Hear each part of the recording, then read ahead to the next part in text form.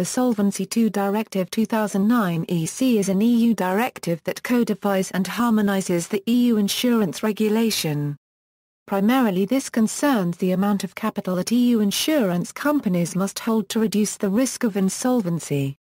Following an EU Parliament vote on the Omnibus II Directive on March 11, 2014, Solvency II is scheduled to come into effect on January 1, 2016.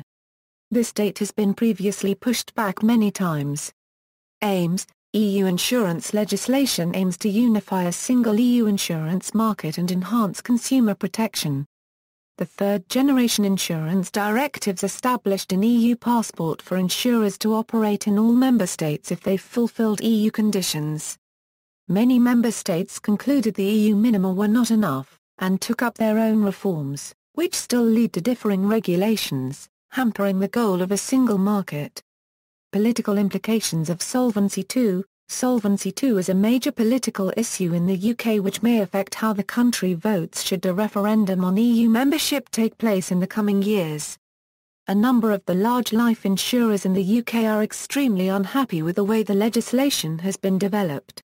In particular, concerns have been very publicly expressed over a number of years by the CEO of Prudential, the UK's largest life insurance company. Doubts about the basis of the Solvency II legislation, in particular the enforcement of a market-consistent risk model, have also been expressed by American subsidiaries of UK parents. The impact of the equivalency requirements are not well understood, and there is some concern that the legislation could lead to overseas subsidiaries becoming uncompetitive with the local peers, resulting on the need to sell them off, potentially resulting in a fortress Europe.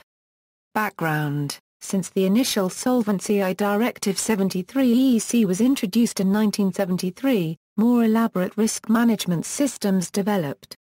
Solvency II reflects new risk management practices to define required capital and manage risk. While the Solvency I Directive was aimed at revising and updating the current EU solvency regime, Solvency II has a much wider scope. A solvency capital requirement may have the following purposes: to reduce the risk that an insurer would be unable to meet claims, to reduce the losses suffered by policyholders in the event that a firm is unable to meet all claims fully, to provide early warning to supervisors so that they can intervene promptly if capital falls below the required level, and to promote confidence in the financial stability of the insurance sector, often called Basel for insurers. Solvency II is somewhat similar to the banking regulations of Basel II. For example, the proposed Solvency II framework has three main areas. Pillar 1 consists of the quantitative requirements. Pillar 2 sets out requirements for the governance and risk management of insurers, as well as for the effective supervision of insurers. Pillar 3 focuses on disclosure and transparency requirements.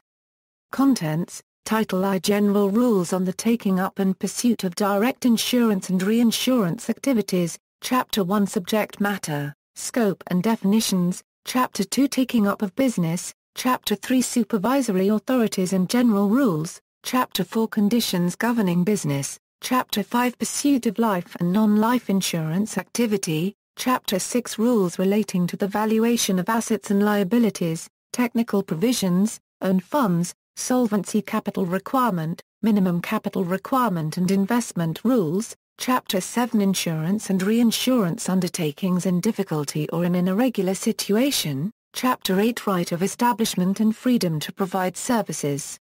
Chapter 9: Branches established within the community and belonging to insurance or reinsurance undertakings with head offices situated outside the community. Chapter 10: Subsidiaries of insurance and reinsurance undertakings governed by the laws of a third country and acquisitions of holdings by such undertakings. Title II: Specific provisions for insurance and reinsurance. Title III: Supervision of insurance and reinsurance undertakings in a group. Title IV: Reorganization and winding up of insurance undertakings. Pillar 1: The Pillar 1 framework set out qualitative and quantitative requirements for calculation of technical provisions and solvency capital requirement using either a standard formula given by the regulators or an internal model developed by the insurance company.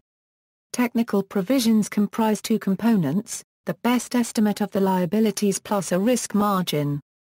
Technical provisions are intended to represent the current amount the insurance company would have to pay for an immediate transfer of its obligations to a third party. The SCR is the capital required to ensure that the insurance company will be able to meet its obligations over the next 12 months with a probability of at least 99.5%. In addition to the SCR capital, a minimum capital requirement must be calculated which represents the threshold below which the national supervisor would intervene. The MCR is intended to correspond to an 85% probability of adequacy over a one-year period and is bounded between 25% and 45% of the SCR. For supervisory purposes, the SCR and MCR can be regarded as soft and hard floors respectively. That is, a regulatory ladder of intervention applies once the capital holding of the insurance undertaking falls below the SCR, with the intervention becoming progressively more intense as the capital holding approaches the MCR.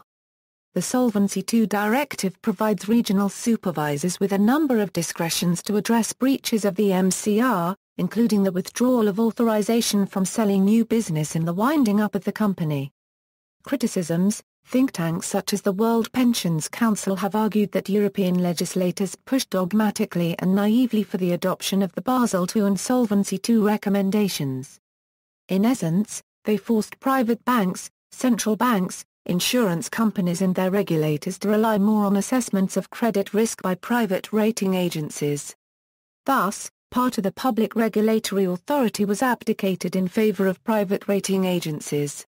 The calibration of the standard formula for assessing equity risk has been criticized for the fact that the procedure used for determining correlations between different asset classes gives rise to spurious correlations or spurious relationships. The demanding nature of Solvency II legislation compared to current regulations has attracted criticism. According to Rhymes, complying with the new legislation will impose a complex and significant burden on many European financial organizations, with 75% of firms in 2011 reporting that they were not in a position to comply with Pillar 2 reporting requirements. See also, European Company Law, Own Risk and Solvency Assessment, References. External links, EU FAQ on Solvency II, European Commission on Solvency II, FSA on Solvency II, Meeting the Data Quality Management Challenges of Solvency II, Solvency II may endanger retirement outcomes for future pensioners, Solvency II timeline from Deloitte, Solvency II impact on asset managers from Ernst & Young, Lloyd's of London guidance.